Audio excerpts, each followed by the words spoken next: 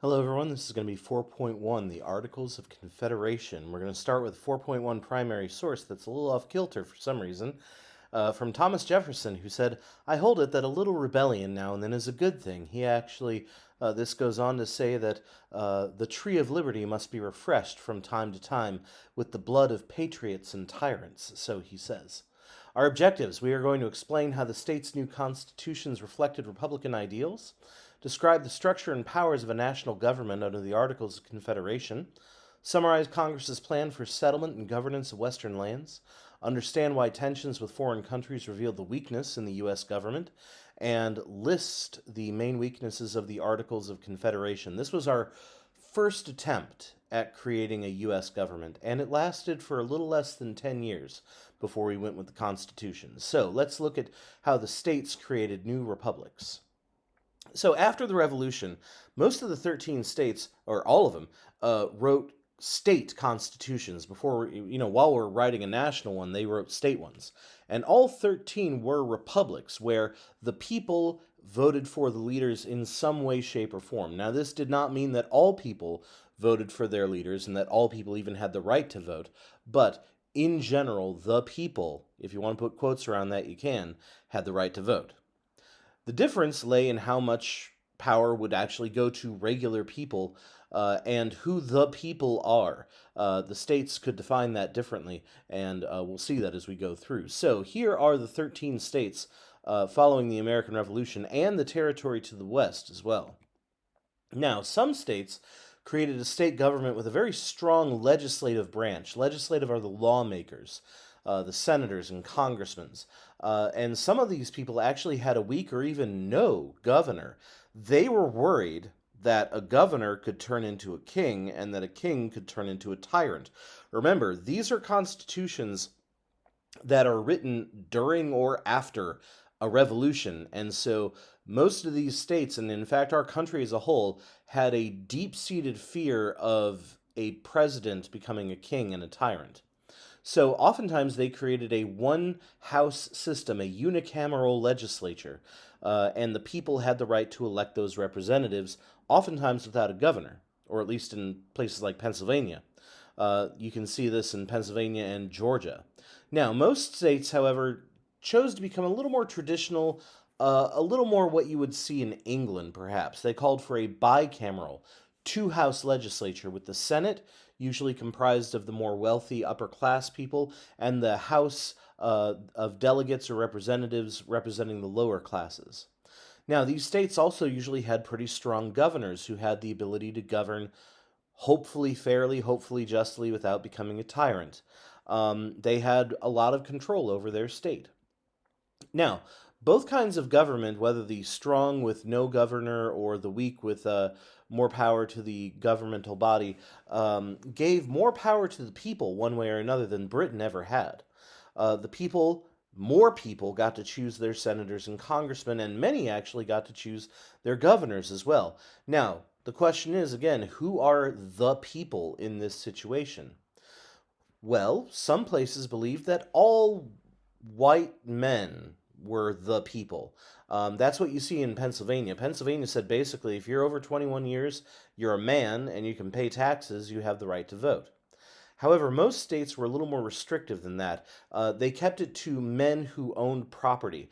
And many of these states are actually worried that if they gave just regular people the right to vote, they might vote the wrong way. And that would be bad for the state and bad for the country. As we said, it's white men at this point. No women are being allowed to vote, and no African Americans are being allowed to vote quite yet.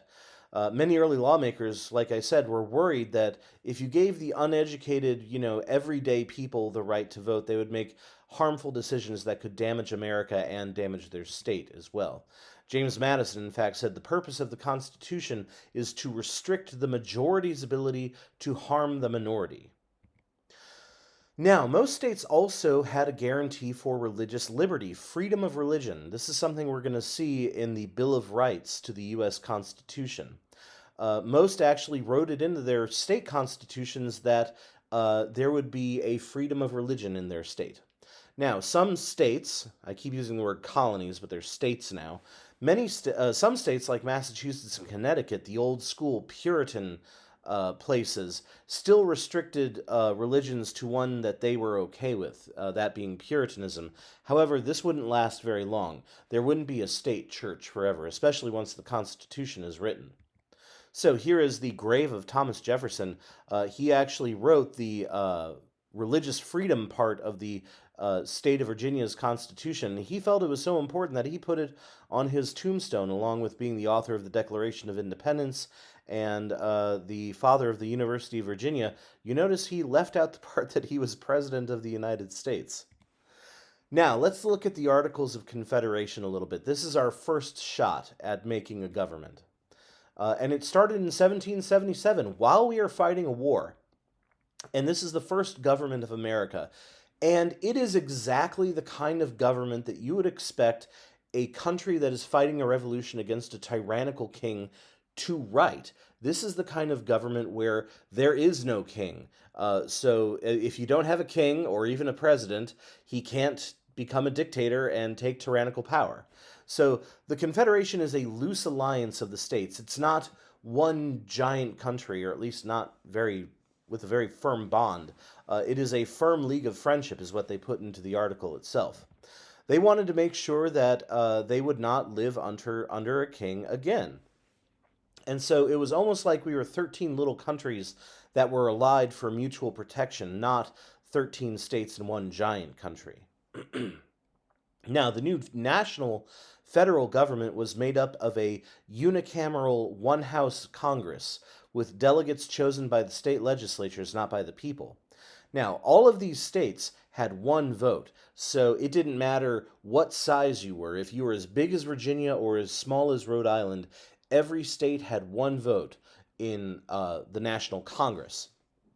Now, Congress made and enforced laws, but there was no president and no court of any kind, just congressmen. So here is the list of what the Articles of Confederation did and what it says it can do. I'd recommend pausing it here and taking a look at this. Now, the National Congress was intentionally weak. They did this on purpose, by the way. This was not an accident. They didn't trip and fall and create a weak national government by accident. This was totally on purpose. The National Congress was weak with only a few powers because that way it couldn't become parliament or it couldn't become a dictatorial government. The Congress could declare war, make peace. They could basically do what you needed to do to fight a war with England. And they could talk to foreign nations.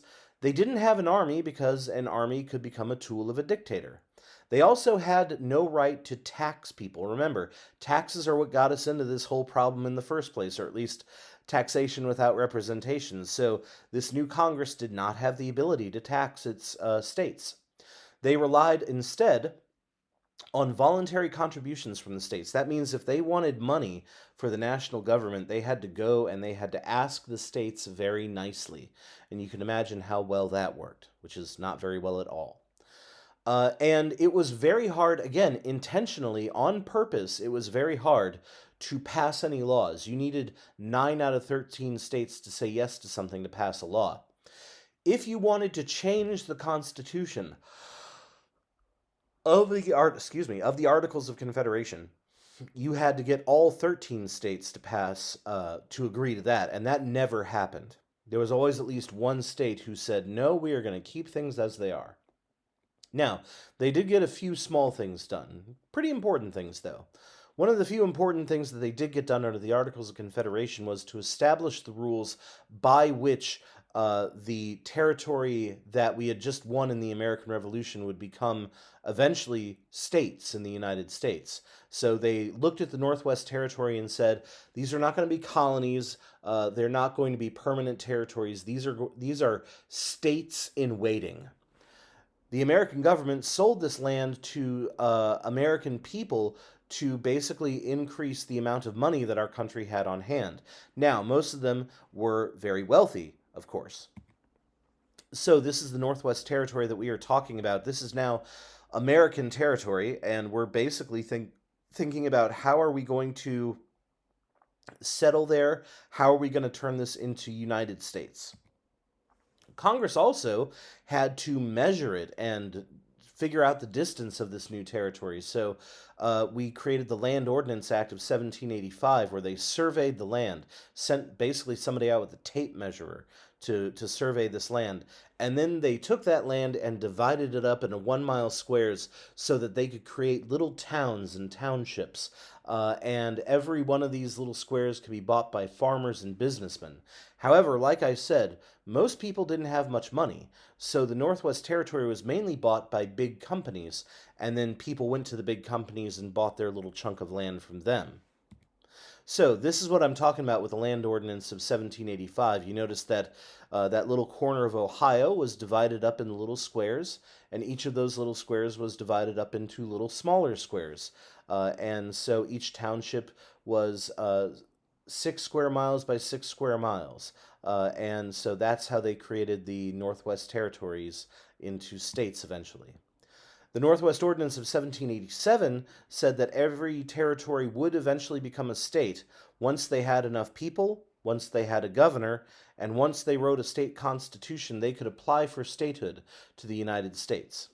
By the way, the Northwest Ordinance of 1787 also importantly banned slavery in the Northwest Territories. That was going to be a point of contention among the northern and southern states very soon. But they basically laid out, this is how we're going to measure the land, this is how the land in the Northwest becomes states, and that way we have settled that. And that's actually the way we did it all the way up through every single state that has become a state in the United States.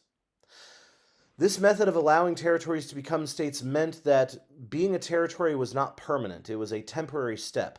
We will discuss later how this is not always the case. We, in fact, have had several territories of the United States that have not gotten the chance to become states in over 100 years, places like Guam and American Samoa and Puerto Rico and places like that. Now, let's look at our relationship with foreign powers. It was problematic, to say the least. During the 1780s, we were this young upstart country. We had very difficult relationships with most foreign countries. To start off with, of course, Great Britain was not happy with us. We had just fought a war and beaten them, and so they really didn't like us very much. However, we also really wanted to trade with them at the same time. However, we're also having issue with our allies, with Spain and with France. So the Spanish had always been a little worried that if the Americans are allowed to move west, they're just going to keep moving west, and eventually they're going to hit Spanish territory and take it over. They worried that we were going to take their land west of the Mississippi. Spain closed the port of New Orleans, which they had control of at that time, in order to keep Americans from moving into it and basically taking it over. Now, the treaty between America and England that we had set it up, very quickly actually fell apart. And England refused to trade with America unless they were getting the better part of the deal. So now, since Congress was too weak to really do anything about this, thanks to the Articles of Confederation, people started to say there's a problem here. The Articles are way too weak. They're letting England just push us around, basically. England was also refusing to give up their forts in the West, even though it was American territory now. They were holding on to their forts and saying, fine, do something about it. Kick us out if you want to. But unfortunately, America did not have the army at that time to kick them out because the Articles of Confederation said Congress is only allowed to have a very, very small army during this situation. So let's look at the weaknesses of the Articles of Confederation. We've already kind of discussed a few of them. It became very clear very quickly that the Articles were a problem, that we had a very weak federal government, and that's a problem when we are surrounded by several strong countries that may be our enemies. We began to see the Articles themselves as part of the problem. So under the Articles of Confederation, Congress couldn't have a common currency. Every state created their own state dollars. So there were Massachusetts dollars and Virginia dollars. They could not force the states to pay taxes, which meant that we could not pay off our debts and we couldn't have international commerce. Congress also tried to pass amendments that could fix this to create a tax on imported goods. However, that's an amendment, and that takes all 13 states voting yes, and there was at least one state who always voted no. Usually that state was Rhode Island. They did not like when the Articles of Confederation was trying to take away some of their state powers. So here are the weaknesses of the Articles of Confederation. Again, I'd pause it right here, take a look at these, take notes on these. This is important. Now, eventually, this came to a head. With bad economy and little trade, the people who felt it the worst were the poor farmers out in the Western territories. They were going out of business. They had banks trying to reclaim their farms. And so this all came to a head in 1786 when in Western Massachusetts, a group of poor farmers, they were about to lose their farms, and so they basically took over the court with loaded weapons. A lot of these guys were veterans of the American Revolution, and so they took up arms to protect their property. And they were led by a guy named Daniel Shays, who was a captain during the American Revolution. Here's Daniel Shays. He was alive from 1747 to 1825. From Massachusetts, like I said, he was a captain during the Revolution. He actually got a sword from the Marquis de Lafayette after meritorious service.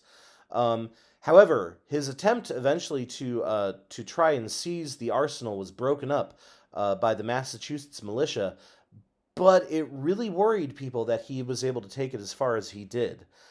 In the end, he was captured, put on trial, jailed, and later pardoned, and he moved to upstate New York and lived there peacefully as a farmer for the rest of his life.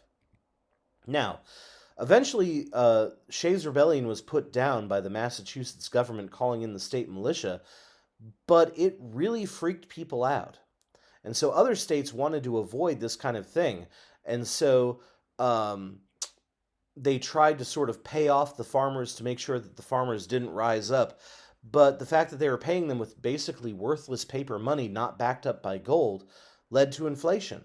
And they paid their debtors with very cheap paper money. And so very quickly people started to realize that this government, while protecting the rights of the individuals in the states, needed a bit of strength behind it, needed some federal power, some national power. So people started to call for revisions to the Articles.